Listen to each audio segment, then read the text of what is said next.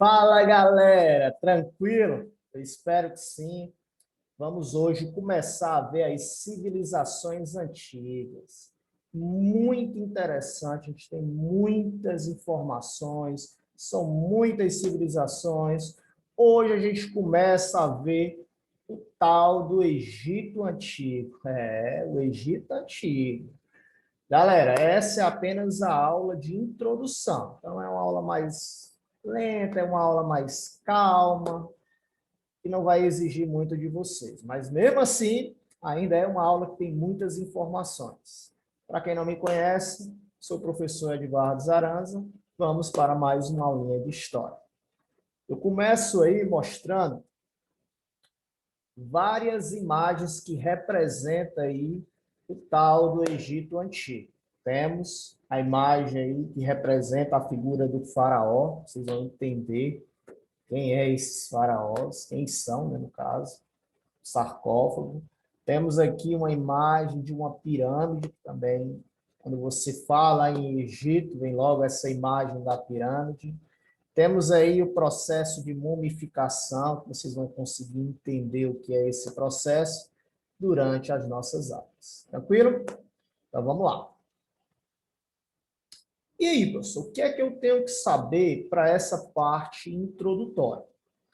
A primeira informação é você saber que o Egito existe até os dias de hoje.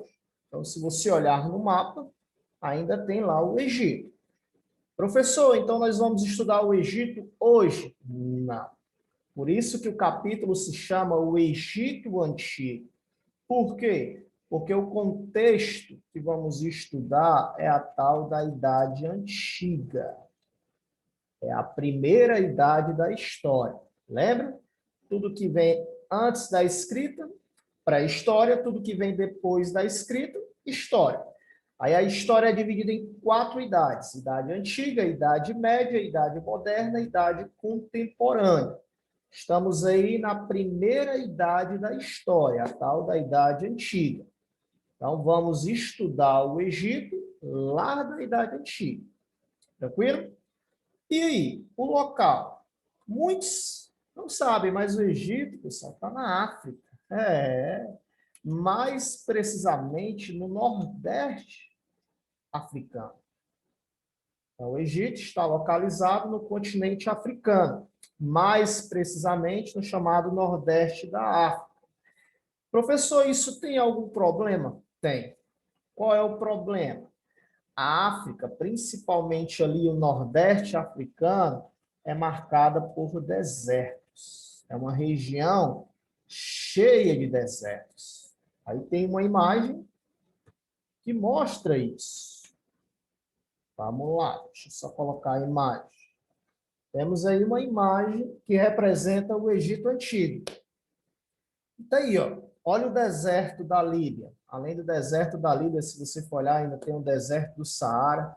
Então, é uma região marcada aí por desertos. E por que que isso torna-se um problema?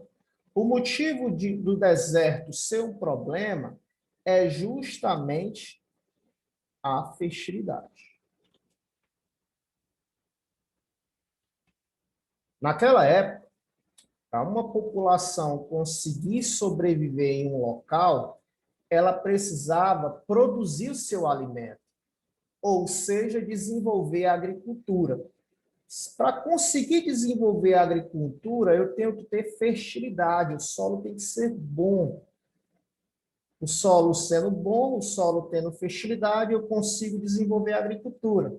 Desenvolvendo a agricultura, eu consigo ter alimento. Tendo alimento, eu consigo ter vida naquele local. Essa é a sequência. O solo fértil, agricultura, alimento, vida. Então, está aí a sequência. O Egito, por ser uma região marcada por desertos, tinha esse problema da fertilidade, da pouca fertilidade. E aí, professor, então como foi que o Egito conseguiu desenvolver uma civilização em meio a um deserto? O povo do Egito olhou, e agora, quem poderá nos defender, né, no meio desse problema? E aí, como não existia a ideia do Chapolin Colorado, olha aí qual foi a salvação. A salvação foi justamente um rio, o chamado Rio Nilo. Olha aí a imagem. Inclusive, a imagem mostra, deixa bem claro, tá aqui, ó, o rio, deixa eu só colocar aqui para destacar, o rio cortando aí o território do Egito. Tudo isso aí é o tal do Rio Nilo. Por que que o Rio Nilo ele é a salvação? Porque graças ao rio eu consigo ter fertilidade. Por mais que seja em uma região marcada por desertos, o rio ele consegue dar fertilidade àquele solo. Se eu consigo ter fertilidade, eu consigo desenvolver agricultura. Desenvolvendo a agricultura, eu consigo ter alimentos. Tendo alimentos, eu consigo ter vida, eu consigo ter uma civilização.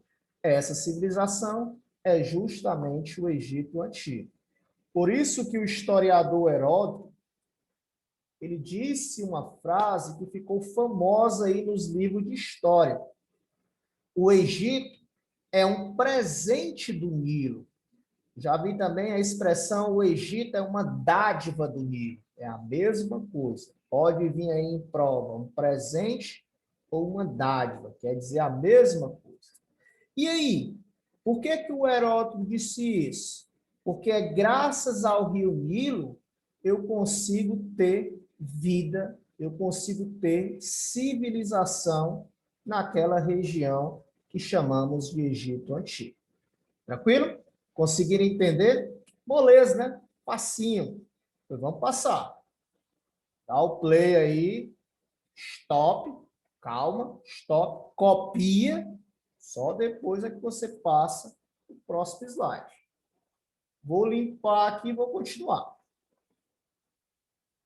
E aí? Então, toda vida que você visualizar em uma prova, em um concurso, em o que você estiver fazendo aí que aparecer Egito Antigo, se aparecer Rio Nilo, eu quero que vocês lembrem, olha, essa dica é importante.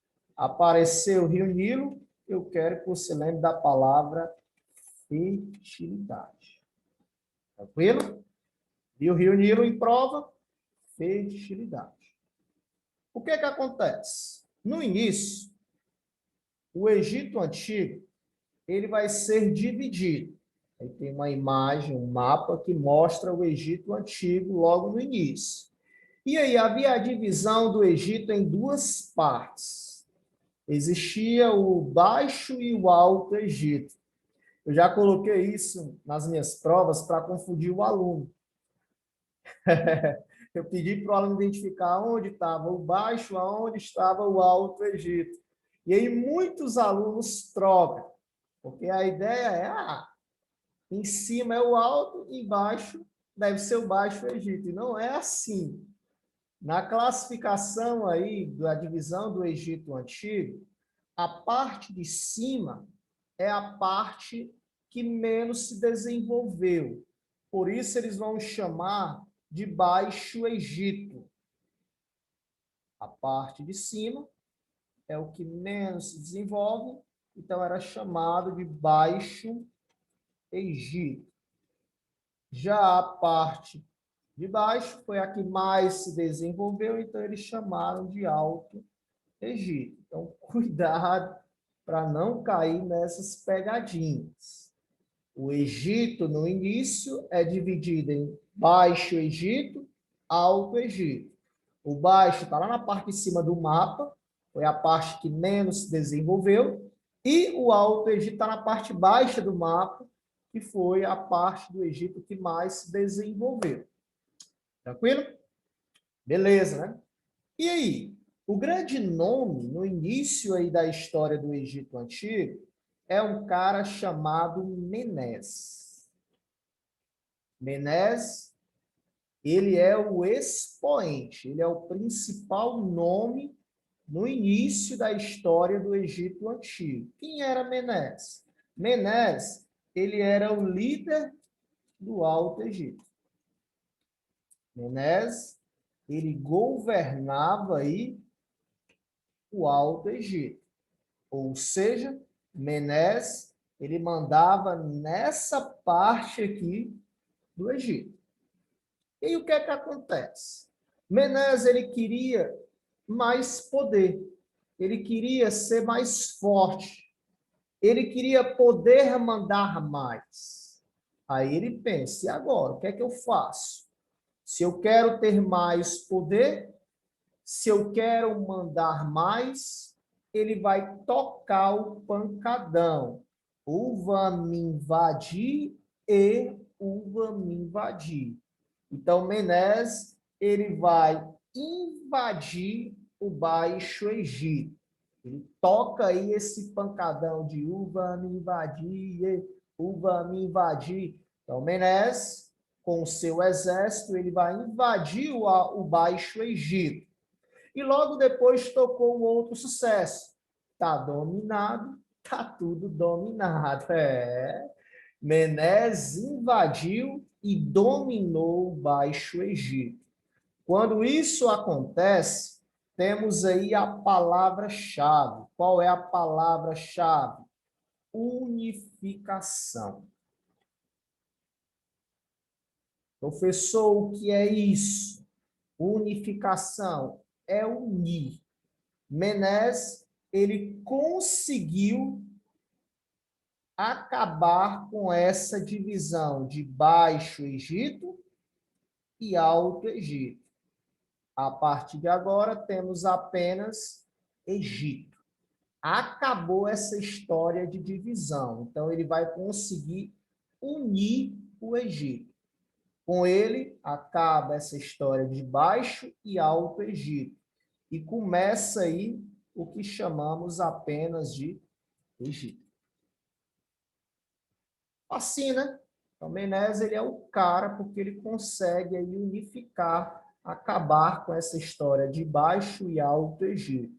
O resultado é que Menes, ele é justamente o primeiro faraó. É isso mesmo. Menes, ele se torna aí na história o primeiro faraó. Professor, o que é o faraó? O faraó, ele é o cara que governa o Egito. Então, o Egito vai ter aí durante a sua história vários faraós. E vamos falar de algum deles durante as nossas aulas. Mas o primeiro faraó é justamente Menes. Ele é o primeiro líder do Egito. Tranquilo? E aí? Com essa história de Faraó, nós vamos ter aí a ideia de um Estado teocrático. Professor, o que é isso? Temos uma imagem aí que representa a figura do Faraó. Professor, e o que é o Estado teocrático? Se você for pegar aí o significado de cada uma dessas palavras, teo, teo quer dizer Deus. Theo quer dizer Deus. Vou botar com minúsculo. Crático quer dizer poder. Crático quer dizer poder. Theo, do latim, quer dizer Deus. Crático quer dizer poder. Professor, explique aí, pelo amor de Deus, não consegui entender, não. Beleza. O que é um Estado teocrático? É quando uma mesma pessoa manda na religião e manda na política. Então, se em um local eu consigo mandar tanto na religião como na política, eu tenho o que chamamos de Estado teocrático. Então, o que é que acontece no Egito Antigo? Quem é que manda na religião? O faraó. Quem é que manda na política? O faraó. Então, eu temos o que chamamos de Estado teocrático. Estado teocrático é quando uma mesma pessoa manda na política e na religião. E é isso que acontece. O faraó, ele era considerado a figura de um deus. Para o Egito Antigo, faraó era um deus. E aí? E esse Deus também mandava na política. Então, olha isso aí, cara. O cara vai ter tanto o poder político, como também o poder religioso. Quando isso acontece, nós temos o que chamamos de Estado teocrático. Beleza? Então, a aula de introdução do Egito Antigo é só isso. Professor, e o que é que vai acontecer? Ah, calma. Vocês vão conseguir entender o que é que vai acontecer depois de Menes, isso nas nossas próximas aulas. Muito obrigado pela atenção de vocês. Um beijo no coração de todos e até a próxima. Tchau, tchau, galera.